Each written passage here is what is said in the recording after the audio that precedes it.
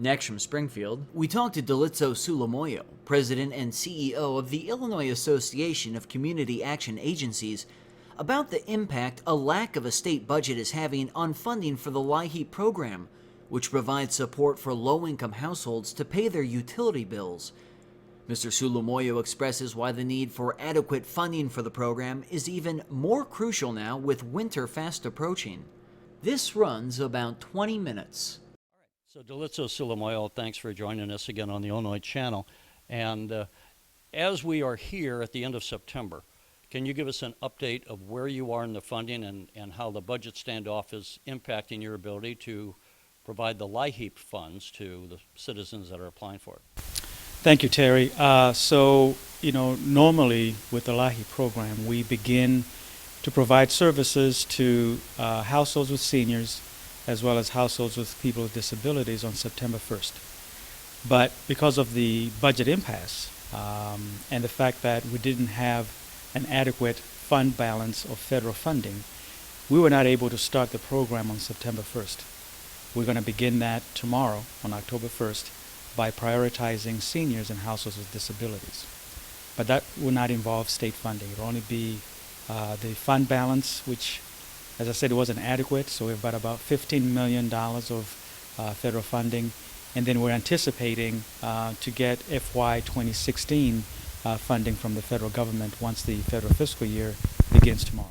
What would the normal funding be from the state? And let's talk about that, because people might be saying, hey, the state is in a jam, we're spending too much money, we should cut back on that financing. You would, I think, want to add some information about that vis-a-vis how are you funded with what we call state money, and maybe it's not really state money. How are you funded?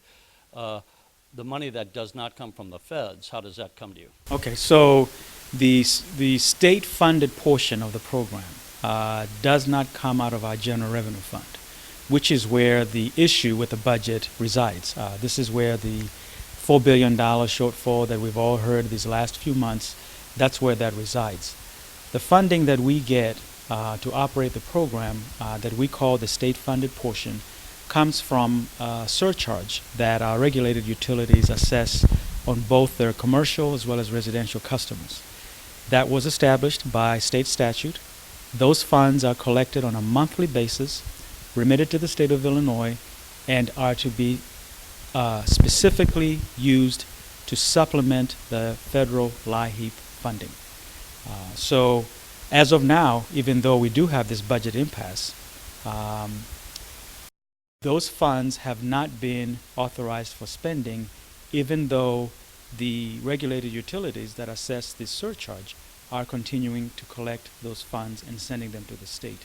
So in other words, we have millions of dollars that are just sitting idle in an account that could be used to serve individuals that have no utilities at this point. Have you tried talking, or have you had the chance to talk to someone in the governor's office and explain this to them and say, we have some people that might be freezing to death in their homes if we don't free up some of this money and can get this to them?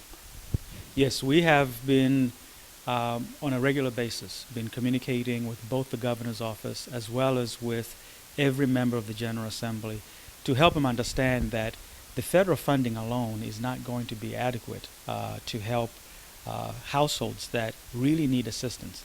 One thing to point out, because I think it's very important for your viewers to understand, the reason why we have the LIHEAP program is because there are many households that are on fixed income that cannot afford to pay their utilities.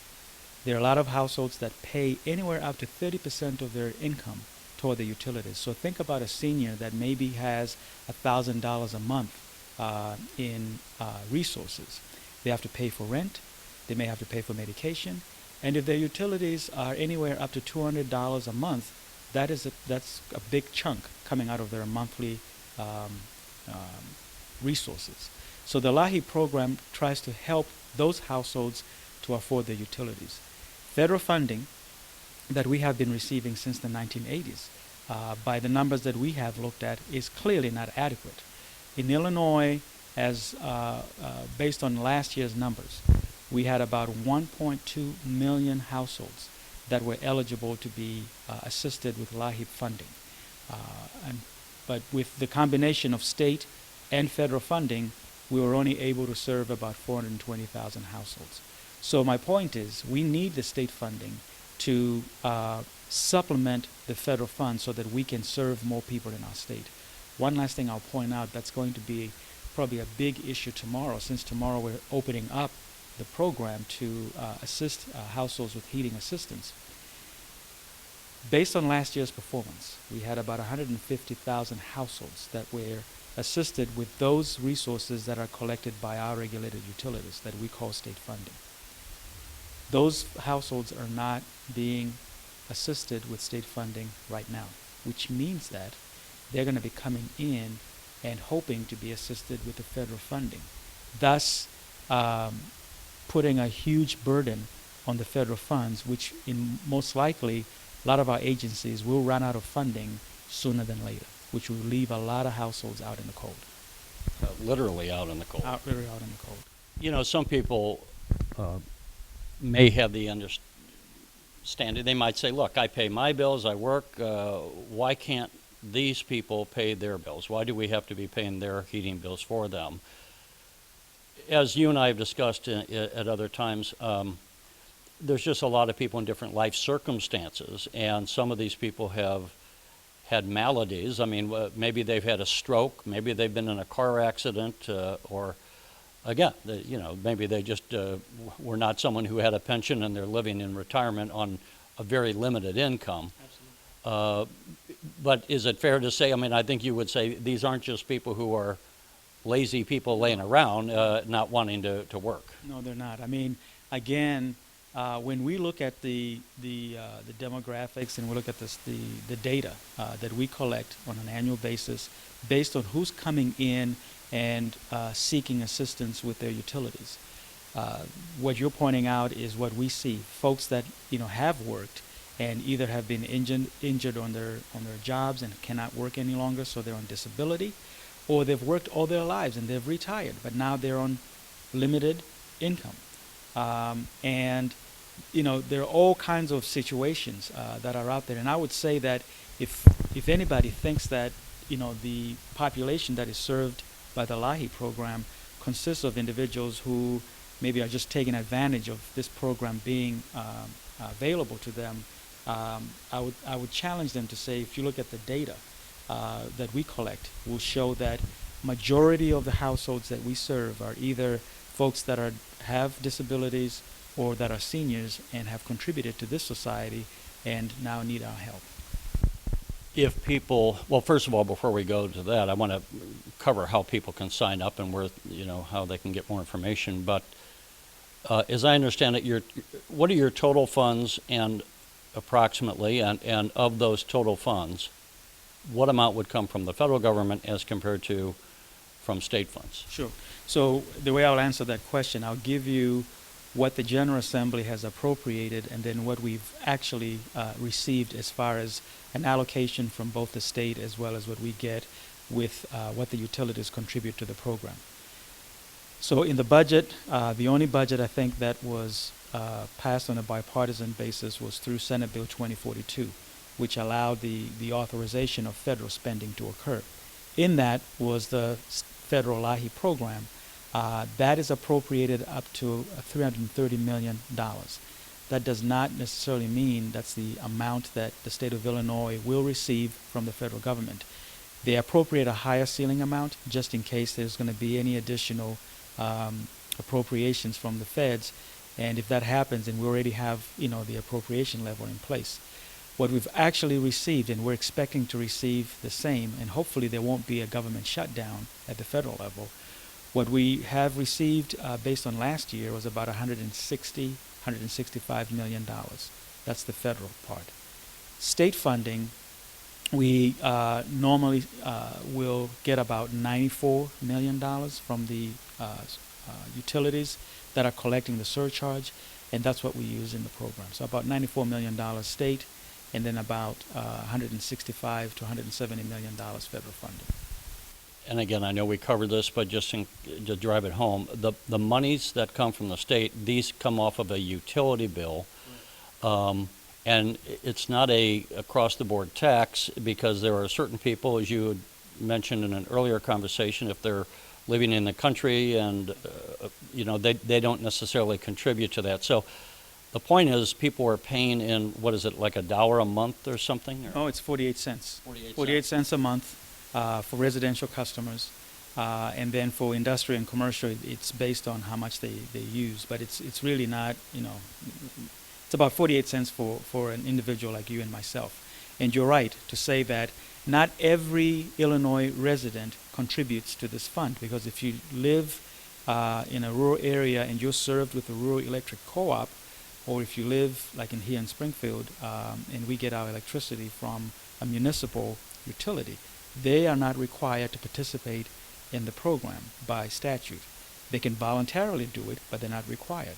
So not every resident in Illinois contributes to this fund. Only those that are served by regulated utilities for both gas and electric are contributing to that fund. So that money, let's say 48 cents comes off my utility bill, even though it might be like $150, $80, whatever the total bill is, it's just 48 cents a month. That goes to the state, and then the state collects that and then would distribute that normally then to your organization, the community action agencies, and you have offices located across the state where people can go and sign up. How many different offices do you have, and would that be how they would, if someone needs to sign up for LIHEAP, is that how they would do it? Yes, so we have 35 agencies that are what we call, well, they are community action agencies, or we call them local administering agencies. We are present in every county of the state, so wherever someone lives, as far as it's in Illinois, there is an agency that they can go to apply for LIHEAP. But one thing I want to point out as you were asking the question, as these funds are collected by these utilities, these regulated utilities, and remitted to the state, those funds are reallocated back to the area where they were collected. So if Ameren collected $10 million from this surcharge process and they've sent it to the state, approximately $10 million will go back to serve Ameren low-income customers with LIHEAP. So those funds are not going to other areas that are not contributing to this fund. They're going to assist the customers of that utility. That's important because, number one, it is coming back to helping our neighbors, that we may be neighbors with. But I'll also say that I think to some extent, if we are helping these households with their utilities, to some extent I think that helps to keep our utility rates down, because that means the utilities don't have this huge uncollected debt from customers that are not able to afford to pay their utilities. So the LIHEAP program does a lot in not only helping those households have warm homes during the winter season, but I think to some extent it also does help to keep our utility rates down, because that reduces the debt that utilities might have if they're not able to collect those funds from households that are unable to afford their utilities. So I just wanted to briefly go over. So we get that 48 cents. That goes to the state. That is not part of the general revenue fund. And for people who don't know this terminology, the general revenue fund is often what we call the state budget. It's really a misnomer because the state budget is much more than the general revenue fund. It's also made up of a variety of special funds. The highway fund, you pay like so much out of every gallon of gas goes to the highway fund, and that's sitting there. LIHEAP is one of those designated funds. So the 48 cents goes into that special fund. The total state budget is, I don't even know right now exactly, but it's in the neighborhood of $65 or $68 billion. The general revenue fund, if they passed a budget, would be in the neighborhood of $38 billion. And again, that's just for general purposes. The point is, LIHEAP funds, that money that you get from the state, close to $100 million, I think you said, does not come out of the GRF. It does not.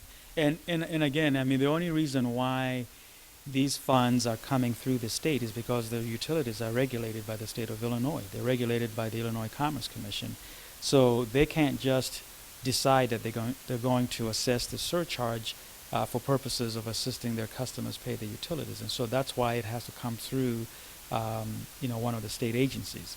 But you're right, these are not GRF funds. This is not General Revenue Fund. These are special funds that are collected for a specific purpose, which is to serve households with utility assistance. I think that one thing to point out, and I'm not a big expert on the state budget, but I think from what we've been reading over these last few weeks or so, we don't really have a handle of what's going on with the spending. With everything that's happened with court orders, the General Assembly did pass the federal spending, so I think we know how much that was because it is whatever the Congress appropriated.